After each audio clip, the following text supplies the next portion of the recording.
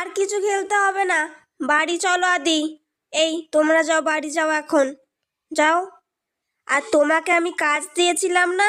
হ্যাঁ, স্কুলের কাজগুলো কে করবে? নাও, এখন চুপচাপ কাজগুলো করো, আমি কিছুক্ষণ বাদে এসে দেখবো।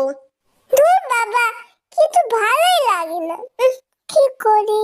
হ্যাঁ, আইডিয়া। সব ছিলে পেলে লিখতেই হবে না। ছিলে পেলে সব।